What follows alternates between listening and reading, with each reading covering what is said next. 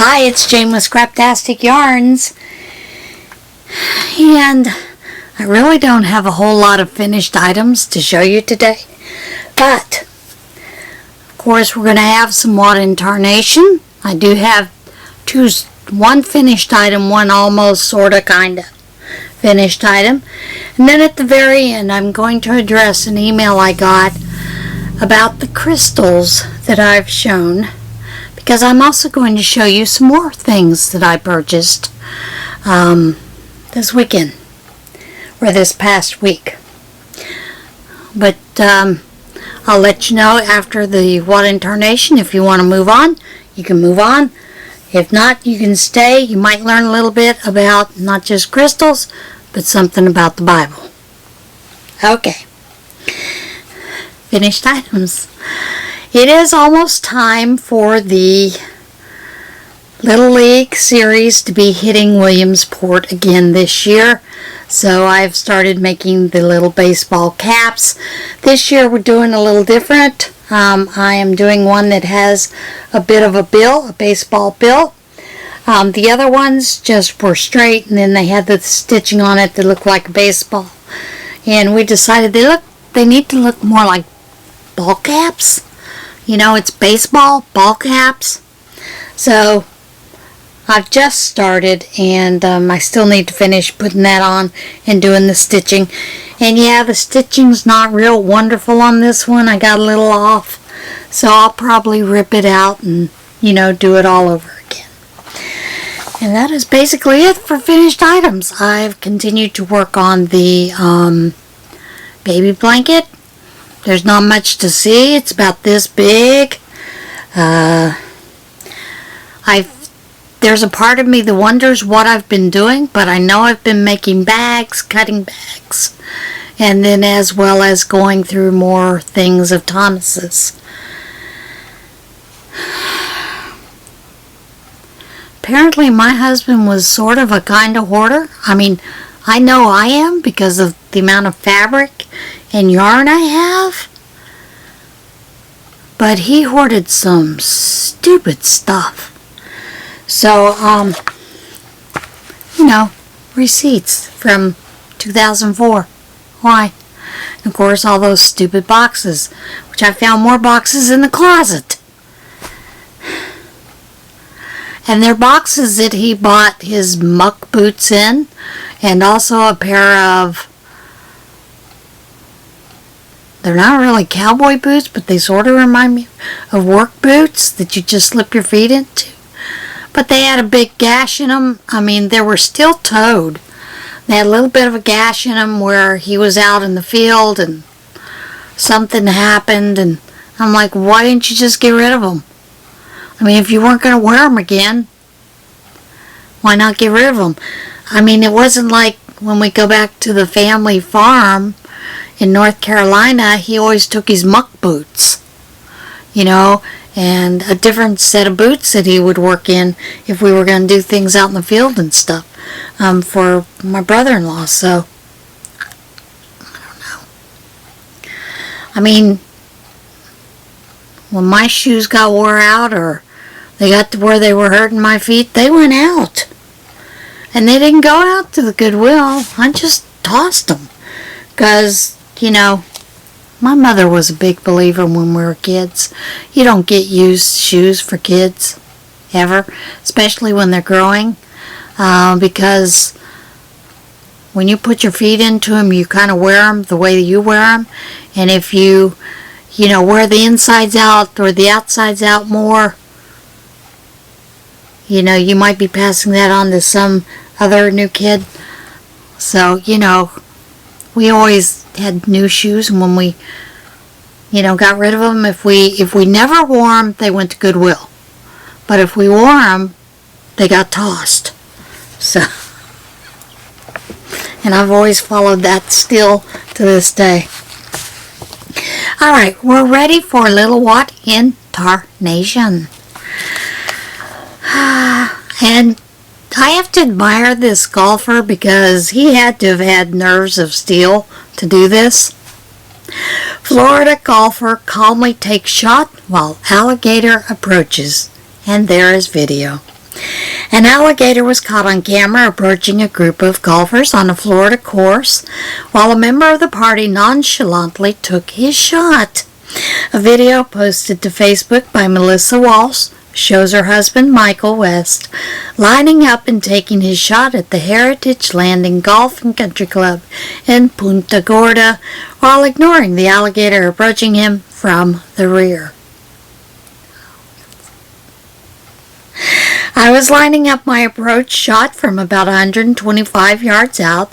I knew he was coming up diagonally behind him, he told McClatchy News. The rest of West's party laughed as he took the shot with the gator about 15 feet away. "Hey man, we've got a foursome. We're full. We're good," one of the golfers says in the video. This guy decided he wants to join. West said the alligator was most likely just curious while taking a walk. Maybe. He was very, very likely headed to the bigger lake across the fairway, West said. He was just going about his business and it was great. I get to have a dinosaur watch me play. Now this next one is I found it sort of interesting. Kitten rescued from inside Pepsi vending machine at Walmart store. Firefighters responded to a Walmart store in Tennessee to rescue a kitten heard mewing from inside a Pepsi vending machine. Inside. The city of Morristown said in a Facebook post that employees at the Morristown Walmart store contacted the Morristown Fire Department when they heard a kitten crying from inside the vending machine. Crews could hear the kitten crying. They unplugged the machine and removed the cover on the back, but couldn't see the kitten. The firefighters were able to find another opening in the machine and made visual contact with the feline. The rescuers were able to coax the cat to safety. The post said the kitten was adopted by an employee who originally heard the cat's cries. That's all good and dander, but how'd the kitten get in there? Seriously. Did the kitten get in there when whoever was filling up the machine was filling it up and he didn't see and the kitten slipped in there and he shut it? Somebody put it in there? People are strange. You have to be careful around parrots. They are a lot smarter than you think they are. Louisiana kangaroo was released from enclosure by a parrot. The owners of a kangaroo that was spotted wandering around a Louisiana town said the marsupial was released from his enclosure by a mischievous parrot. Really? The kangaroo named Baxter was caught on camera wandering around Zachary on Wednesday, and local police said the animal was safely captured and returned to its home Thursday morning. Baxter's owners run a non-profit called Bird Recovery International, which specializes in returning exotic birds to their natural habitat.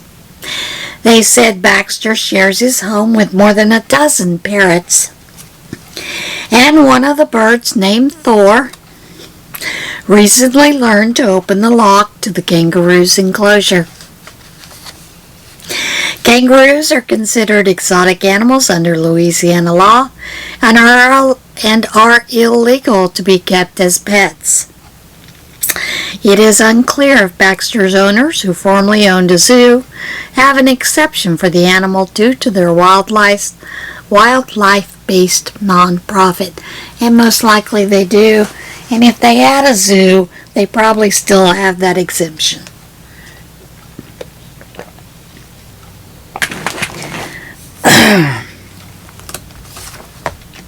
I don't know what is with the throat this week, but just bear with me. Abandoned Burger King found behind a wall in a Delaware mall. Officials at a Delaware is hard to say, Malls said they were blown away when a wall at the shopping center turned out to be hiding something unexpected.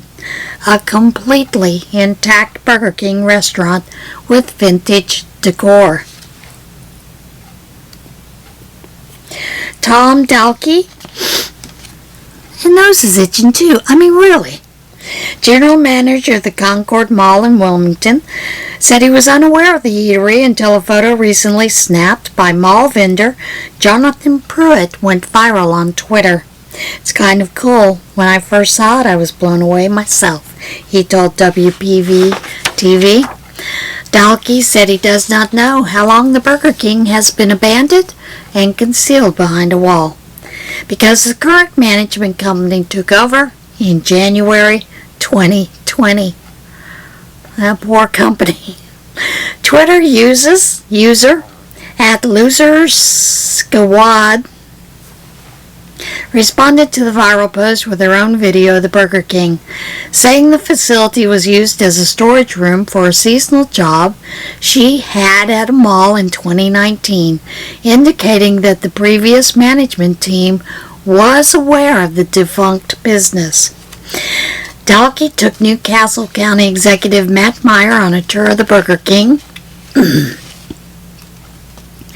and a video of the visit was shared at the Newcastle County government's Facebook page.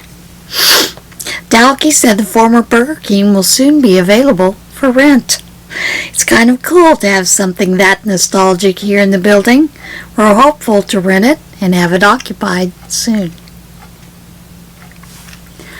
Okay. Come on. Britain? Really? Escaped owl rescued from TV antenna on top of the house. An escaped pet owl in Britain was reunited with his owner 3 days later when the avian was rescued from a TV antenna.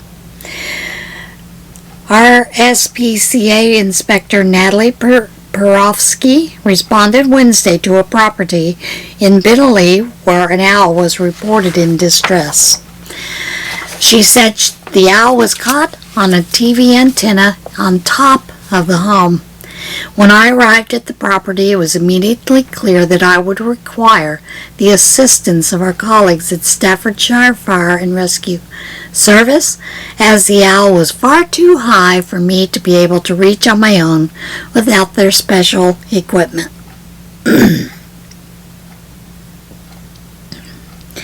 Firefighters arrived at the scene and used an aerial ladder platform to reach the owl. Firefighters worked as quickly as possible to free the owl and bring it to safety, crew manager Darren Jackson said in a news release.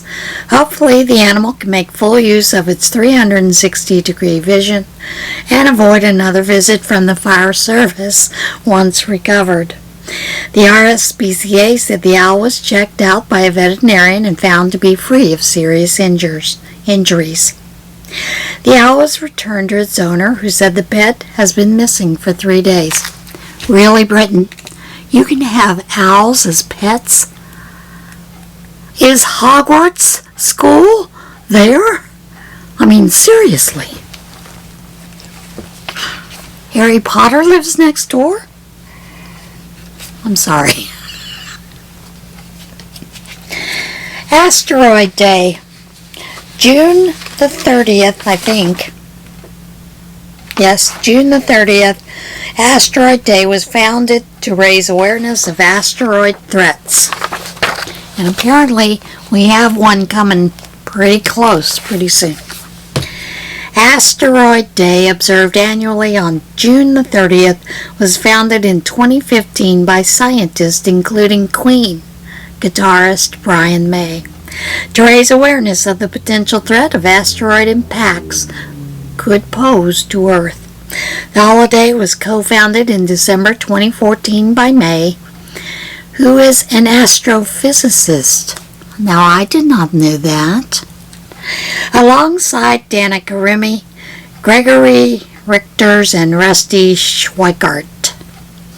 I hope I pronounced all those names right. Richters directed the film 51 Degrees North, which depicts a fictional asteroid strike on London, and he became acquainted with May when the musician was hired to compose the score for the movie. Wow. May introduced Richters to the B612 Foundation, a U.S. non-profit group dedicated to early detection of asteroid threats. Remy, Chief Operations Officer of B612 Foundation, and Swikart, an Apollo 9 astronaut, joined May and Richters in creating Asteroid Day in 2014. They chose June the 30th for the first Asteroid Day because that is the anniversary of the Tunguska asteroid impact over Siberia in 1980. And that is something that geologists study in depth. I got to watch all the films my husband did on that.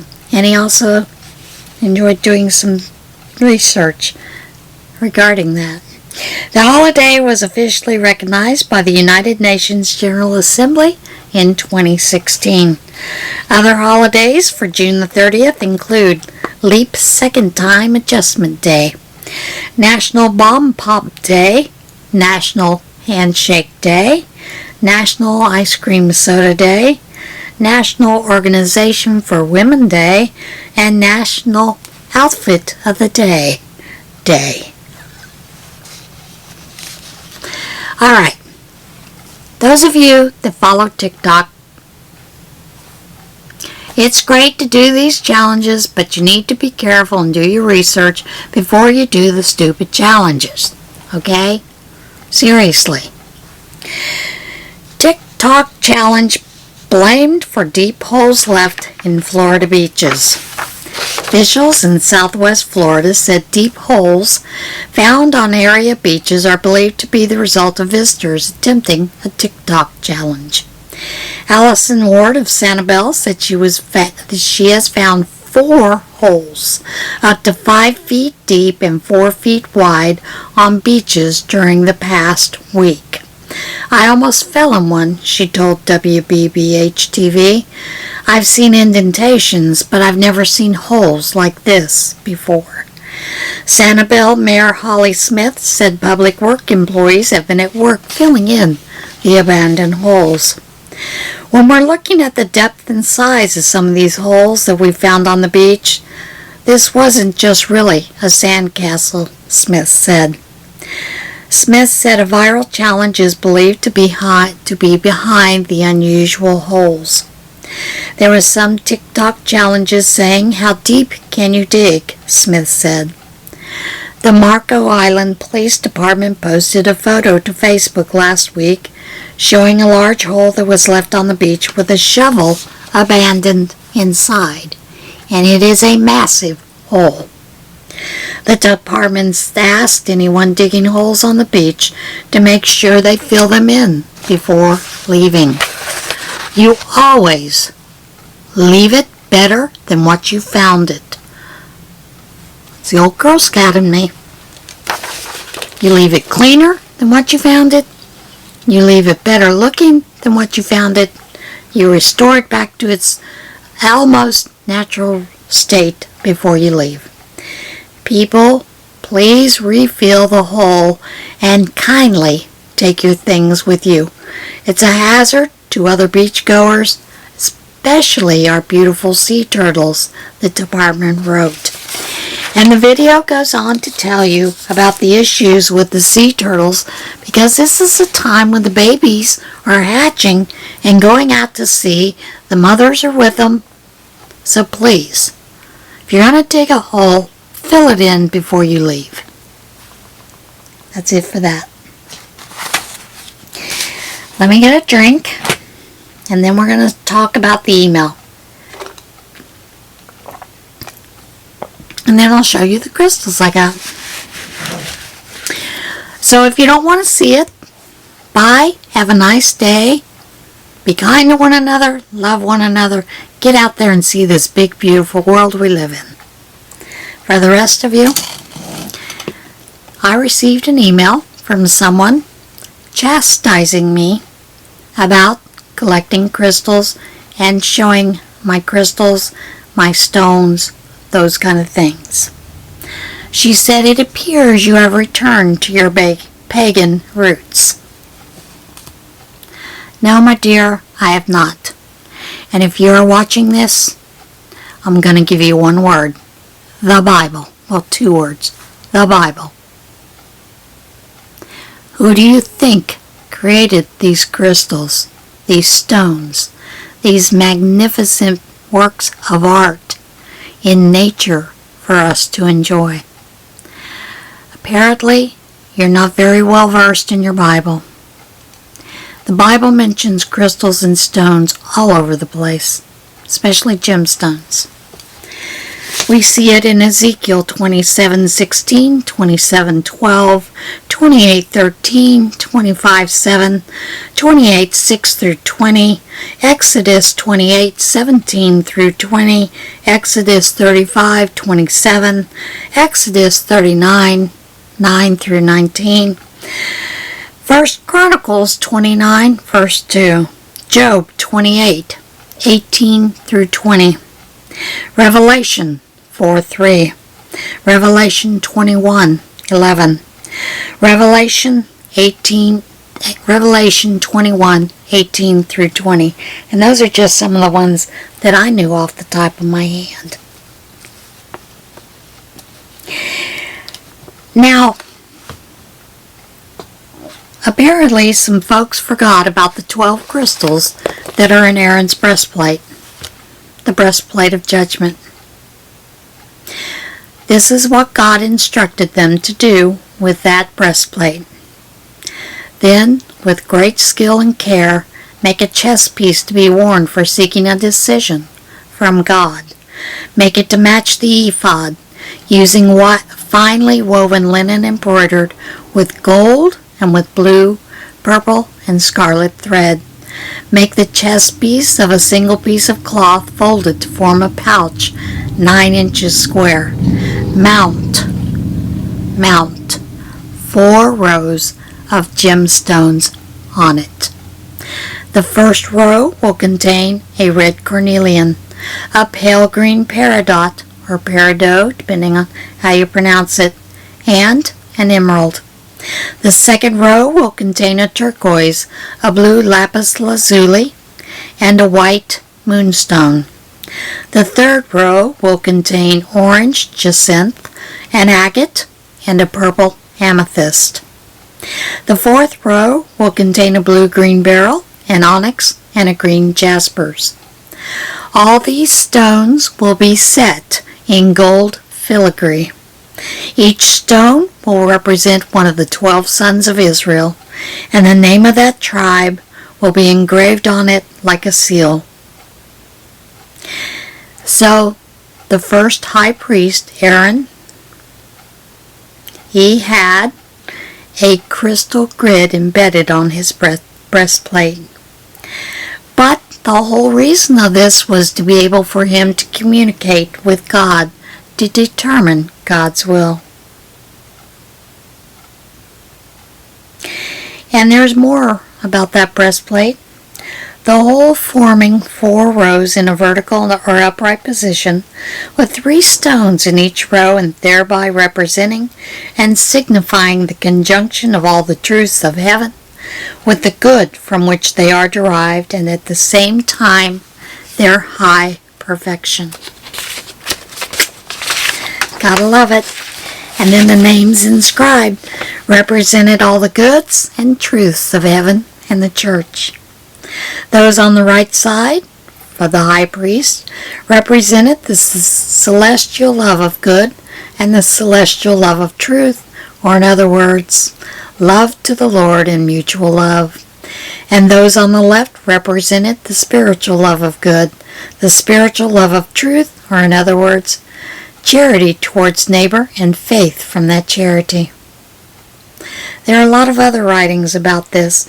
There are other people that wore breastplates that had gemstones. But let's talk about some of the meanings of these Jasper stands for truth of faith. Sapphire denotes the height of celestial hope. Chalcedony reveals the flame of inner charity. Emerald stands for the strength of faith in adversity. Sardonyx portrays saints of humility in spite of their virtues. And it goes on and on and on. And absolutely amethyst denotes the constant contemplation of the heavenly kingdom in humble souls.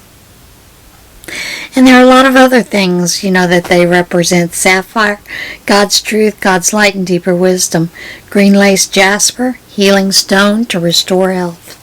Blue topaz, clarity of God's light and truth. I got more for you. Lapis Lazuli, representing power and wisdom. Agate, used to connect us to God. Amethyst allows you to be connecting and elevate your vibration to the level of God to be able to hear more clearly. Parrot, representing God's ultimate benevolence. Turquoise represents the balance between heaven and earth. Ultimate peace from God. Jade, strength, endurance, and wisdom from God. So no, they're not evil. There's nothing wrong with it.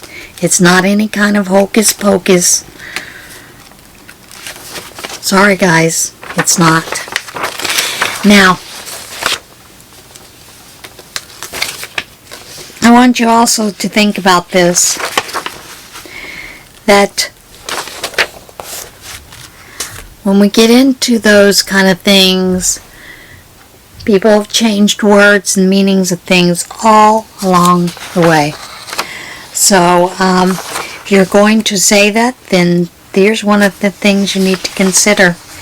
Get rid of your diamonds, your quartz watches, those kind of things.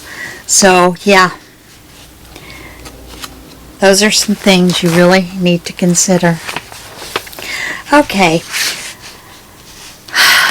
I've got to switch this off because my battery is about to die. Be back in just a minute. Alright, I thought I would also read to you Revelation 21, 18 through 20. This comes from the NIV.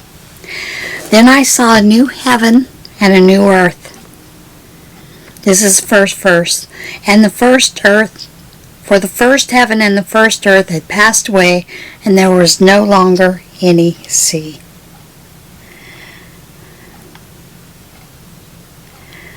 And then we get to verse 18. The wall was made of jasper, and the city of pure gold, as pure as glass. The foundations of the city walls were decorated with every kind of precious stone. The first foundation was jasper, the second sapphire, the third agate, and the fourth emerald, the fifth onyx, the sixth ruby, the seventh chrysolite, the eighth beryl, the ninth topaz, the 10th turquoise, the 11th jacinth, and the 12th amethyst. There you have it. Not only that, but there were pearls on each gate. So, it's fine to worry about those kind of things, but trust me, I'm not worried about it because I know it's one of God's creations. So, with that, I'm going to show you a couple of things that I purchased. Now, this one, and yes, they do come from a rather witchy shop. Sorry, can't help that. That's usually where you find those kinds of crystals. Now, this is a small piece of white sage that this young lady puts in all of these stones and all of the items she sends to you. She just sends you one leaf. This is what she calls her prosperity kit. And it has an aventurine in it. It has citrine in it. It also has pyrite. And then it has a tiger's eye. Now these are meant to bring you good luck and positive affirmations, positivity, when you actually use them in any kind of spiritual work, if that's what you choose to do as a pagan or even a Christian. Now, where's my little label for my, there we go. The reason I went there is, in 1994, Thomas and I met for the first time in person at Outer Banks at Kitty Hawk. He was doing some research. I flew out to meet him, so we met. When I got back to Texas, and I don't know if it was a shop outside of Arlington or Fort Worth, or if it was actually around Texas, I had gone to a rock shop. And in that rock shop, I was looking for geodes to open up, but they didn't have any geodes at the time. But I did find this beautiful stone that was about this big, about that wide.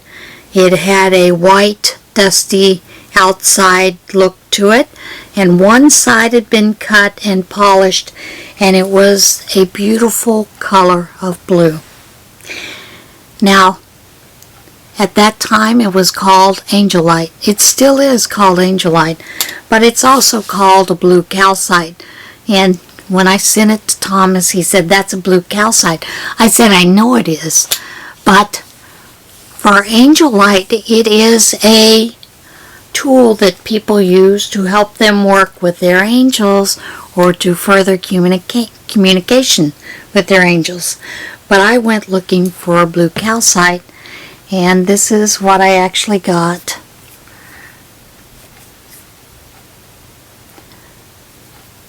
And it is a heart, and it is 3 inches by 3 inches, and it is used basically to relax, to ease yourself.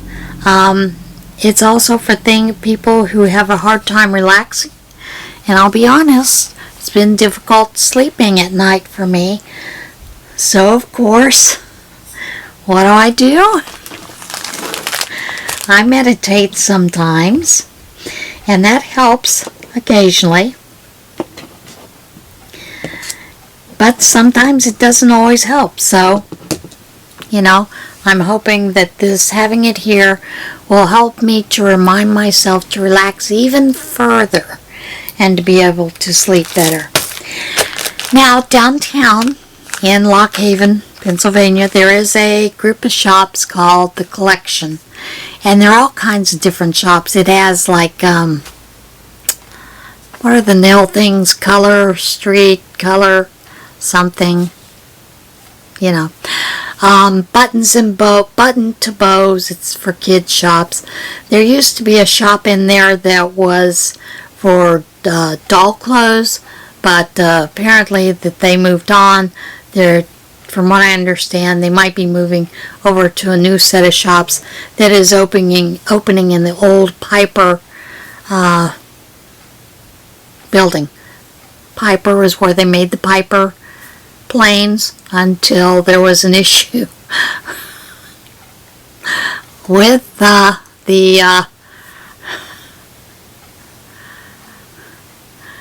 some of the people, because they were all, union, and they wanted more money, bigger benefits, and the fellow couldn't pay at the time, so he moved the whole operation to Florida, which is where now all the Piper planes are made. So, I went into this shop, and there's a shop in there called the Crystal Labyrinth. Now, I went looking for rose quartz, and I did find rose quartz. I found this heart, rose quartz, in the typical blue, which rose quartz normally means is a symbol for love, or, as my son said, it's a rose that never dies. But I also found this one, and this is a rose quartz as well, purple. Beautiful. So I picked those up. So the owner and I were sitting and we were talking, and you know, I was telling her a little bit of this and a little bit of that, and she said to me,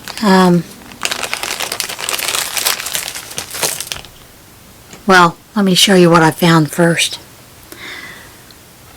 This is a dragon. And I'll insert a picture. But it is a dragon carved. Now I don't know what this stone is. I didn't pay attention when she was telling me. Because she asked me about the dragon, and I said, well, I fell in love with the dragon. My husband and I both love dragons, and so I got it. But I also had seen the little bitty green dragon that she had. And I originally was looking at, she had some carved wolf heads that could be made into pendants. Now, I'm not looking for a pendant. I just love seeing these kind of things, you know. So I fell in love with this little guy, and then I saw the bigger guy and decided I was going to purchase both of them. And she said, I sense that you are grieving. See, sorry. I said, yes, I am. So, I bought the large dragon. I bought the 2 hearts. And she threw in several other things. She threw in the green dragon. And then she threw this in. This is a carved alpaca. And it is supposed to be very good for grieving. So she'd given me that. And I had told her, you know, during the whole thing, I told her I was really excited because, you know, I had decided I'd given away all my crystals, most of my rocks. Still have my crystal balls that I like, my spheres. And so I was going to start collecting those to make a little display because I've always enjoyed them. I'd given them away to someone in my family. But she also threw in this little heart, which is made of laboradite. But I told her my husband had a bonsai plant, and it died when our cat passed away, and they were very connected. And I said to her, I have a lot of just plain tumbled stones and things, you know, that I was going to put. There is the big bin where the plant was that I just plan on putting, you know, here and there when I get some. Put them into the base of that. The bottom part that holds to keep the water from draining out onto your cabinet counter or whatnot. I do plan on using that to hold the rest of these items. So she reached in. She has normally what she has is she has a big tin that has sand in it, and she puts a bunch of tumbled stones, crystals, you know, that are broken or whatever in. And for $5, you get to scoop as many crystals as you can out with this nice big scoop. So she grabbed a handful of those tumbled stones and threw those in as well. And I really appreciate that because I'm going to love all these things. Now, I had also ordered, this one came from aliciawicker.com, and I'll have the links down below. The Crystal Labyrinth does not have a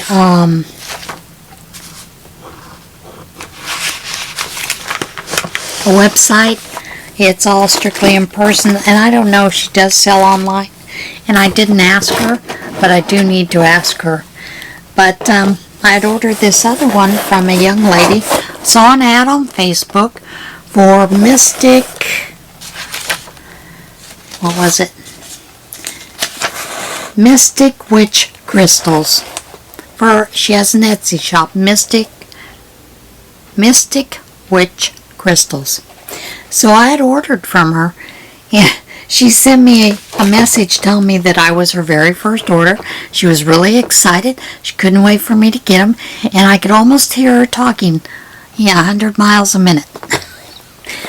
But she sent them in this big, beautiful box, and I didn't realize the one kit that I got was as big as it is, and I will show you those in a moment. But Thomas has an amethyst geode that is a larger geode, and I wanted something to go along the side of it, so I had purchased 2 clusters from her. A very decent price, that kind of thing. Get these out of the way and move them back. And in this kit, I got a crystal kit, and it has 24 crystals, 10 tumbled and 14 raw. It has white sage in it, 2 Palo Santo sticks, and 2 spell candles, random colors. Of course, this is for somebody who does witchy stuff. I don't anymore. But I always like candles because I use candles and, to burn the ends of the paracord when I'm putting them in drawstring bags. And it also has a chakra bracelet, handmade of all natural crystals, and lava stone, which can also be used as an essential oil diffuser. And that is this. And these are the lava stone beads, and you can drop a couple of drops of that oil on those, and it'll be a nice, beautiful thing. She also included some extra string. Now, she also included an extra drawstring, a pouch for me to store my crystals in, information guide, and I'll kind of show you that in a minute. That everything that comes included, and a free gift as a surprise. Now, there are 10 tumbled stones, and this is the pouch that she sent to go with it. There are 10 tumbled stones, and they are aventurine. You've already seen that. They are red jasper, and these are polished.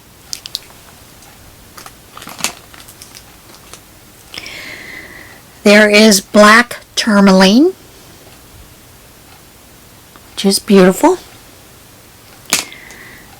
There is a tiger's eye, and tiger's eye is considered lucky. I know a lot of people, when they go gamble, will wear tiger's eye, a tiger's eye bracelet, necklace, whatever. There is also a orange calcite, and that is that.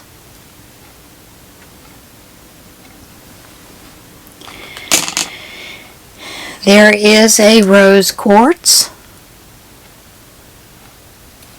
nice little cube. There is citrine, and citrine comes all the way from clear to that yellowish tone to almost a darkish brownish tone, depending on where you get it. There is a clear quartz.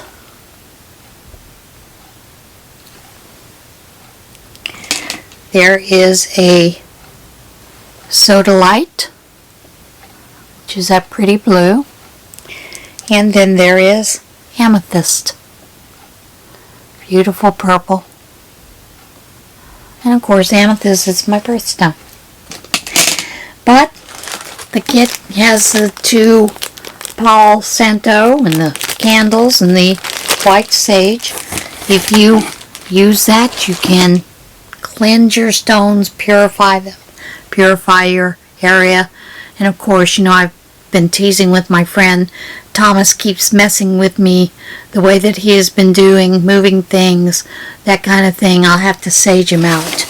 So, and then we have some raw things, and one of those is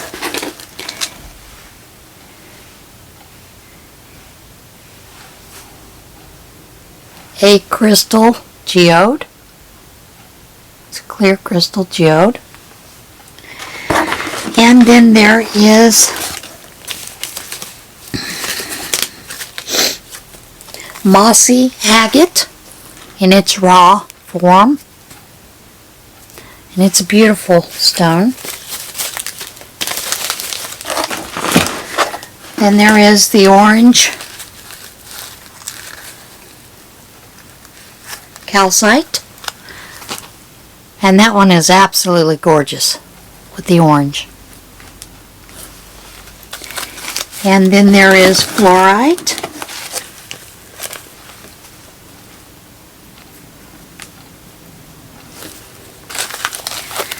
There is a aventurine in the raw.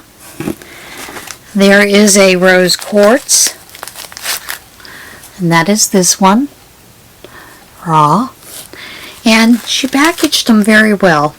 They came like this, wrapped up, so very nicely. There was an obsidian.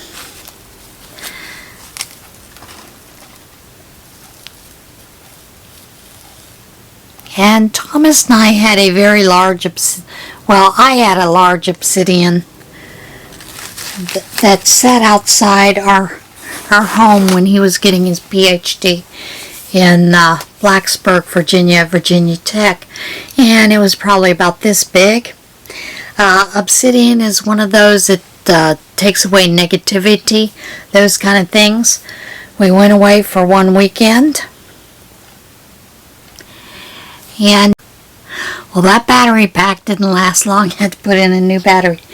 Anyway, we'd gone away for our weekend, came back, and someone had stolen it. And at the time I was contemplating a sewing business, and someone had left a note on the door, said we stopped by but you weren't here. And according to our landlady, that was the only person that stopped by, so we think they took our obsidian. And they left no number for me to reach them. And then there is a pyrite, fool's gold, you know, that's what it's always called. Red jasper in its natural form.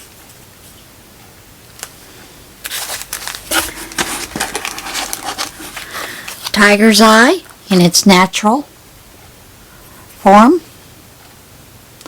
which actually looks a lot like dolomite sometimes. I've seen dolomite that looks like that. And then there is a labradorite, natural, gorgeous.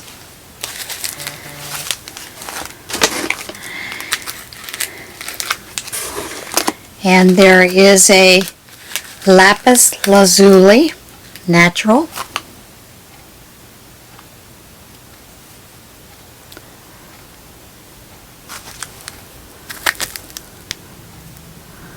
You can see that pretty blue. There you go. Now, Lapis Lazuli is one of those stones that has been in high demand. So, it kind of has been hijacked. Okay? In many ways, it's kind of been hijacked. And then she also included selenite, which that was part of the kit. Okay, she sent me a beautiful note, and she did tell me, and I will show you this in a moment, that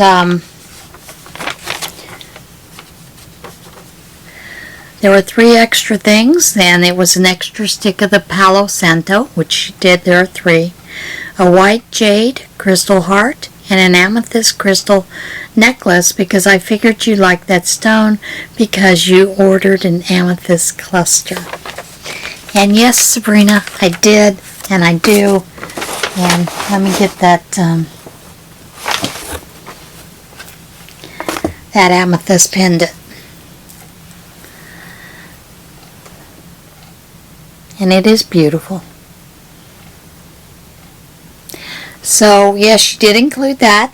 This most likely I will put in my car. Amethyst also has a unique ability, supposedly, to detract negative, attract positive. But here is the little white jade heart. It was hearts all weekend. And it is stunningly beautiful. So yeah.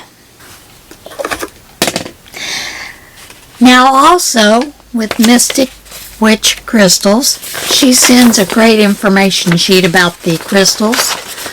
Big 3-page thing.